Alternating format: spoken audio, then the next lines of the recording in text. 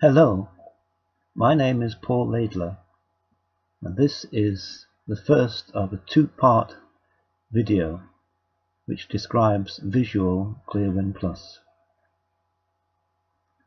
Visual ClearWin Plus was released with FTN95 version 8.20. In this tutorial, I am going to assume that you have already a working knowledge of ClearWin Plus. The aim of the tutorial is to describe a design mode for ClearWin Plus that makes it visual. So let's begin with a very simple demonstration. Here is just a short program. It starts with a directive which makes the program into a Windows application. It has just one variable and a call to the standard ClearWin function winIOAdd. The format code that appears is %wi, and it's that format code that we use to present and enter into this new design mode. Initially we put a tilde modifier with that format code in order to enter the design mode, and later we'll take that off. The format code %wi takes an integer argument. Here I've set it equal to 100, and that gives a unique identifier for this particular window or dialog.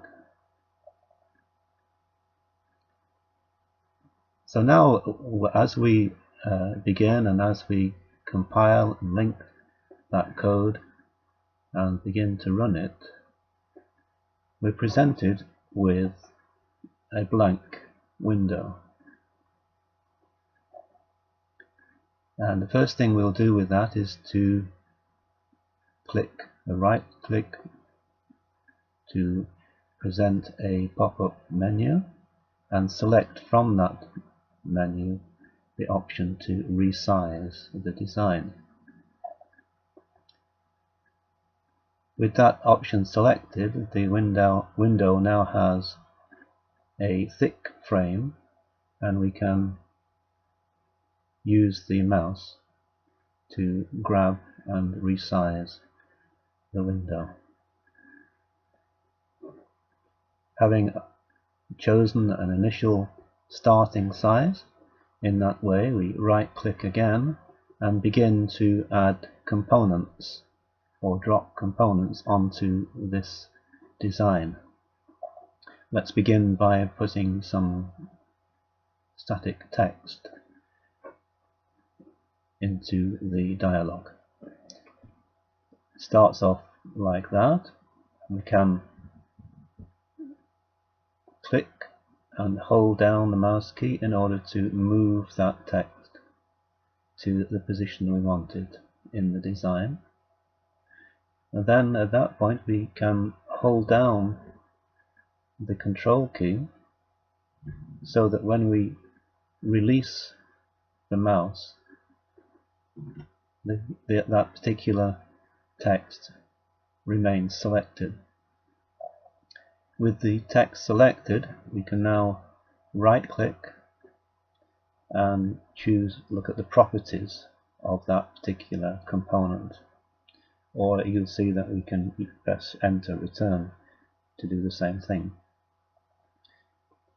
That brings up a properties dialog which gives us the option to change the text in that part. So if I then type in something, let's say hello, click on OK to exit, then the text now appears with its right form and the right position. If I again select it and right click, you find that we, as well as setting the basic properties, there are other common properties that we can set, and if I click on that, then you find that you can change the, in this case we can change the text color, the background color, and we can change the font as well by moving from the default font. All of that we can look at in more detail later on. So with each component that we present, there are 3 different types of properties. There's particular properties for this type of control that we're looking at. There are common properties, and then later on we'll see how for some controls we can resize the controls at runtime using so-called anchors. So that gives us our first component. Let's add something else to this window. We'll right click and we'll add some kind of text edit. Let's provide an integer variable via an edit box. Again, we can grab hold of it and move it to the position we would like it to appear in. Hold down the control key, press enter to get its properties. Now later we'll select some properties for this, but for the moment we just notice that those properties are available. Another component might be a button.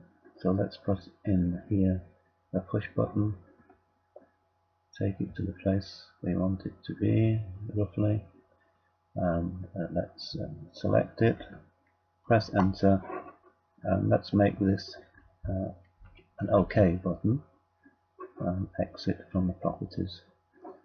Add one more button just for illustration, another here, a new button, push button, drag it somewhere where we want it. Let's select it, press enter, and let's say this is a cancel button. As well as dropping those controls into the design, we can resize any component. So let's select this integer edit box, and then holding down the control key we can use the arrow keys to make this wider. Now you could make it deeper as well, but that's not really appropriate in this case because it's just a single line edit control. And just to illustrate what's happening there, what we're doing is we're using the control key and possibly the shift key as well if you want to accelerate the growth, and together with the arrow keys left, right, up and down.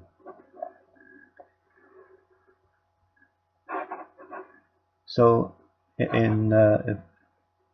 by resizing, positioning, resizing, in that way we begin to build up our dialogue.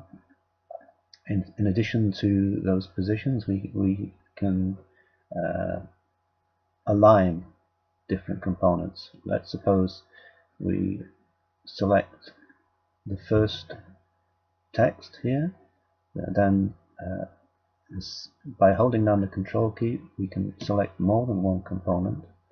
We'll select these 3 and we'll align those along a left boundary. So those are now all have the same position as the X value in that control.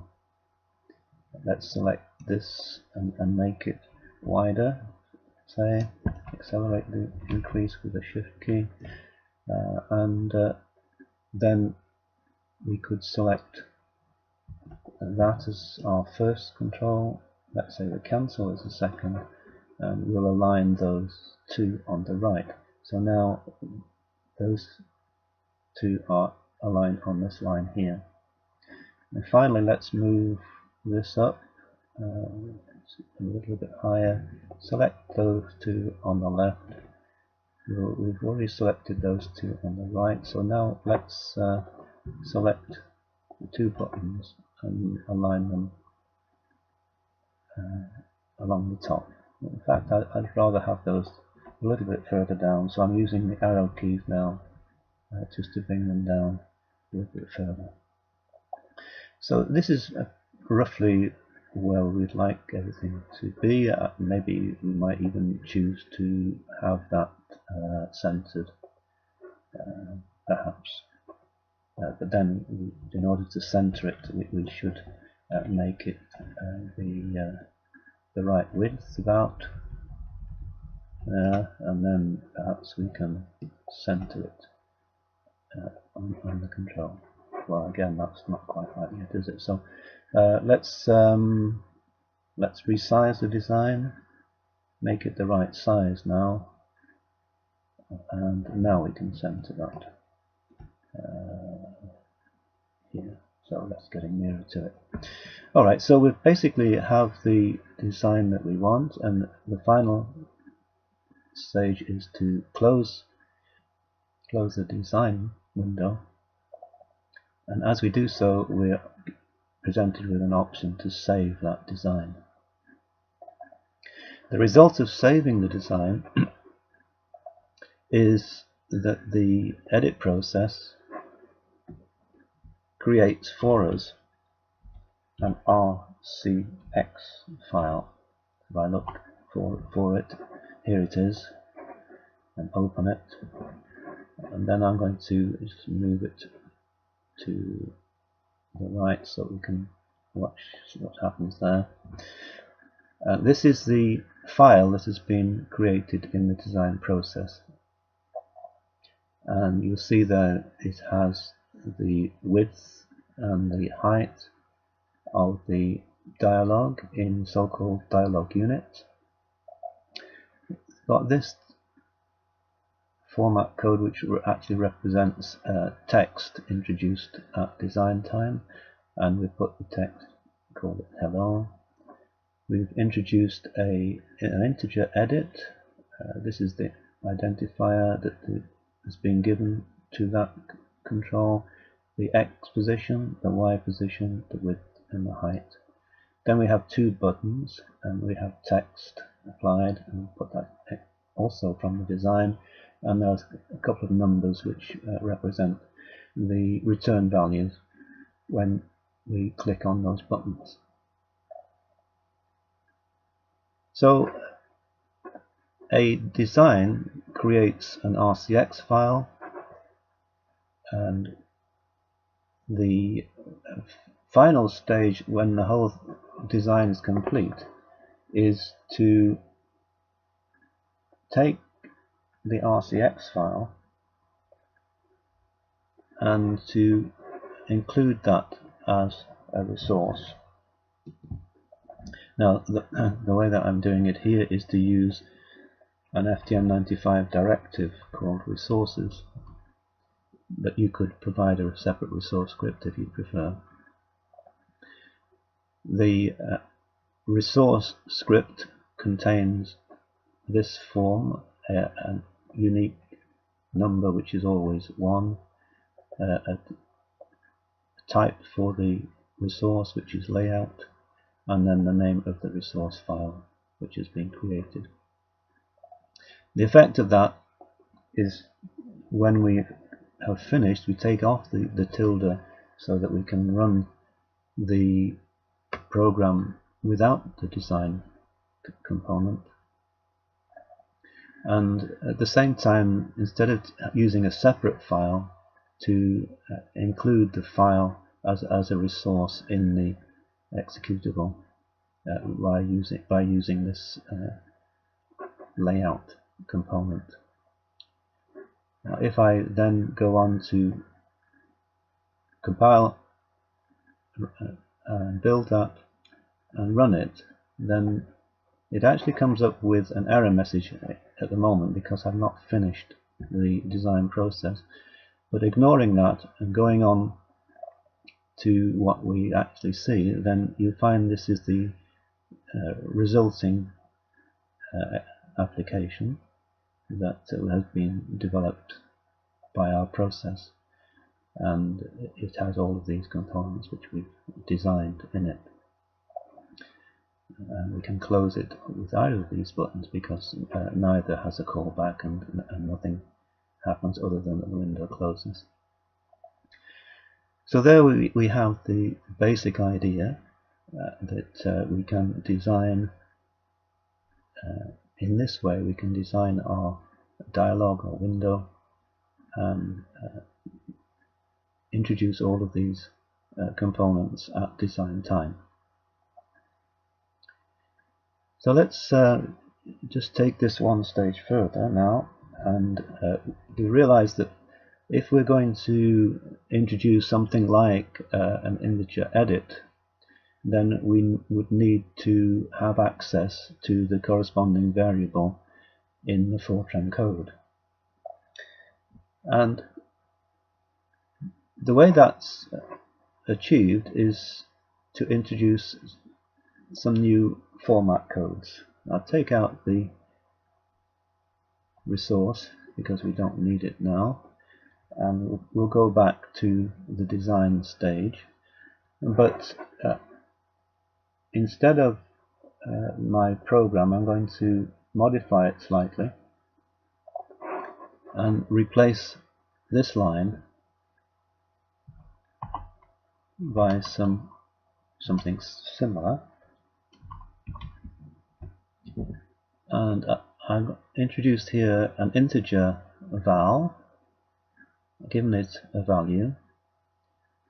We have this line again, and we're still now in the design mode. And here now, the ampersand means we're continuing on to the next line, and the next line has a new format code, present QD. And this takes the form of a name in square brackets, and then the address of our value in this case. And the name I've chosen is quite naturally simply just a copy of that name, but it is just a name by which it is known in the design and in the resulting resource script. So now if I build and run, I was now in the design mode, and if I select my edit box and press enter, the variable part now gives me a list, and in that list is included val, and that val there, which has appeared in the drop down list, is exactly that name that's in the Fortran code, val. And when I click on OK to exit the properties dialog, I now am able to run that with the variable connected in that way. Another thing to notice is that from this design I can use a control key, control and letter T, and the effect of that is to immediately run the design as it would be at runtime without the design mode. So in fact it creates another copy, as you'll see, and the copy is without the design mode applied. So I'm now able to type in, as I would do, a value for that particular integer. So let's exit. We're now back in our design mode, and we can go on to select and change the properties. And then let's just see what other properties we can change. If, for example, we want to apply a maximum on a minimum value, the minimum value we could say is equal to 1, the maximum value equals 10, say. We could add a spin control with an increment of, let's say, 1, and so on.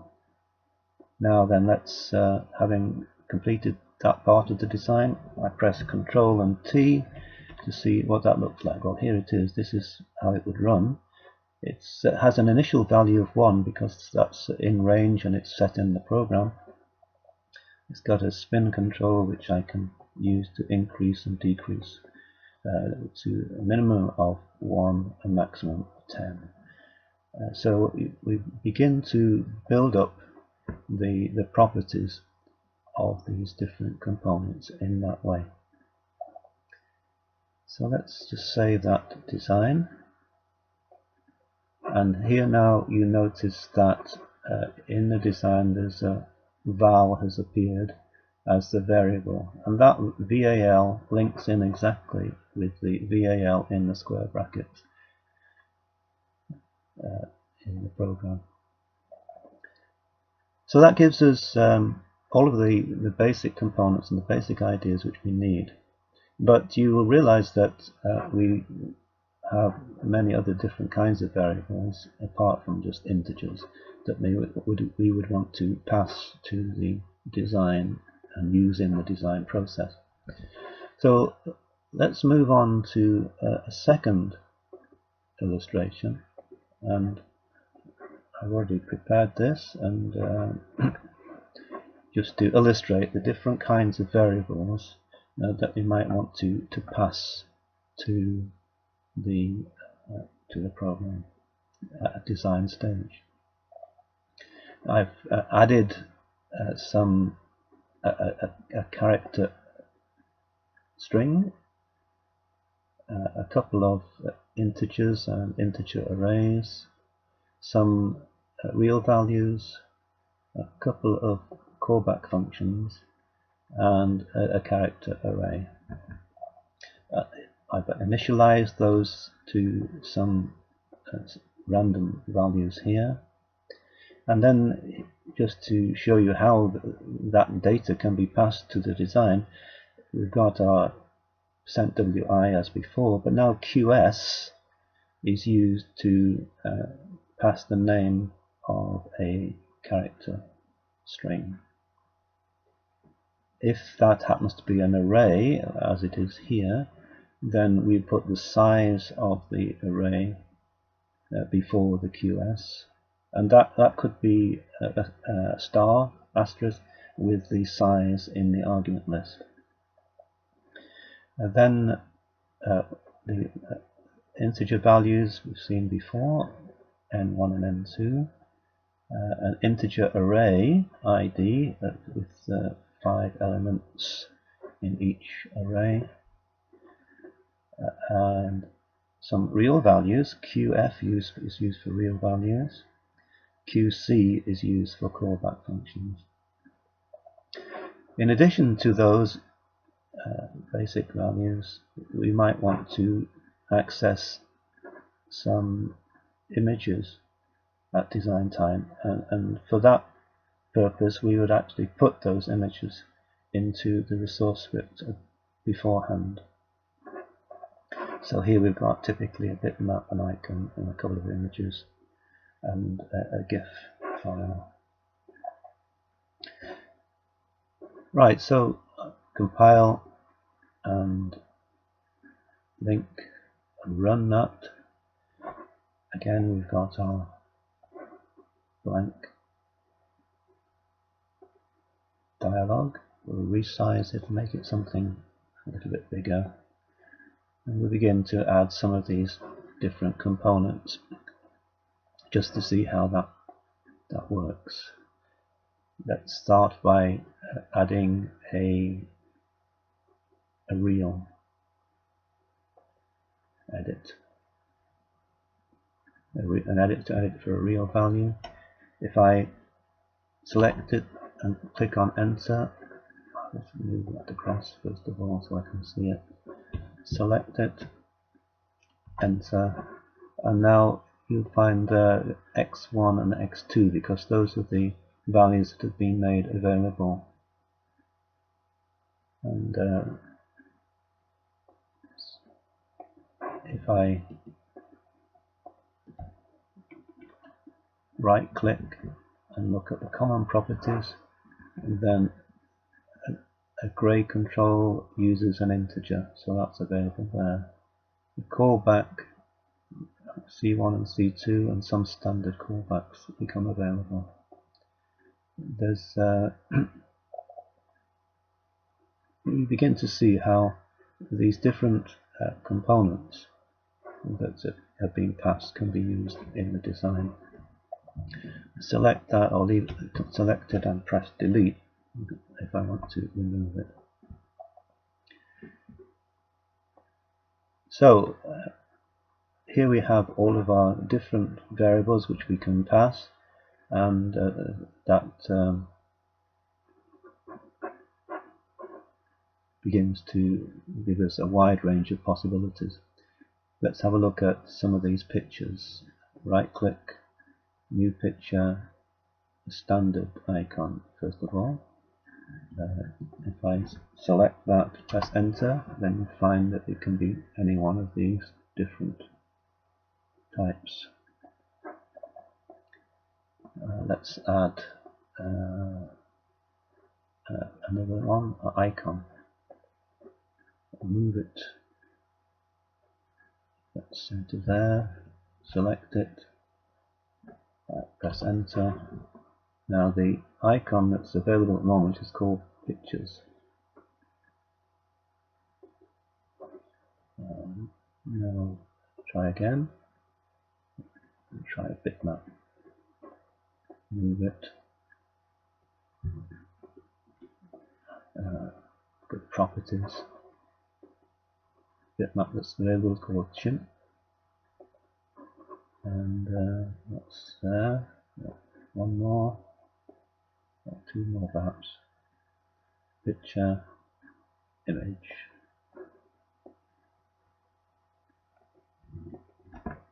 Press enter. We've got either device or something called Spheral. I'll select that one, and then just the final one, which is a GIF. Put that down there, select it, press enter, and that one is called, the only one available is called loading. Alright, so those are all those possible pictures, and now if I press Ctrl and T, that will show me what it looks like at runtime. There we go. We've got the standard icon, the icon, bitmap, one with the images, and a GIF. Close that. So here then you've got your full list. You've got different pictures, you've got different kinds of edit, integer, real, string, multi-string, sent EB edit box. You've got different kinds of button, push button, radio button, check button, a group box. You've got different kinds of lists, the single selection, drop down, editable drop down, sliders. We've got dates and month calendar, progress bar. This is the %CW window. Graphics, that's a %GR, OpenGL, tree view, this view. These are all of the components which are available. Let's just close that and exit. So here we have our design mode, this visual ClearWin Plus. There are still things which you would want to include in the Fortran code. It's natural to use the Fortran code to present the style of the window, the main window. using %ww or %sy. You would put the caption and perhaps the background color into the Fortran code. If you wanted to make it modeless, leaving the window open, then you would put that into the Fortran and so on. At the moment, menus are still entirely in the Fortran code, but we'll look again at that in part 2 of this demonstration, which comes later. Then certain controls can't be introduced at the moment, at least in design mode. One is the property sheet, another is the simple plot graph %pl, and the multiple document interface has to be provided in the Fortran code using FR.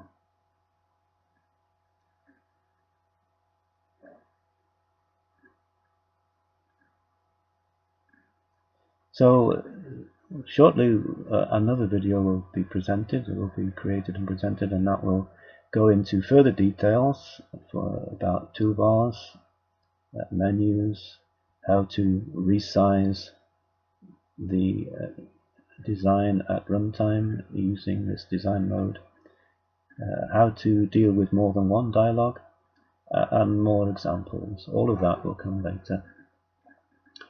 Thank you for listening.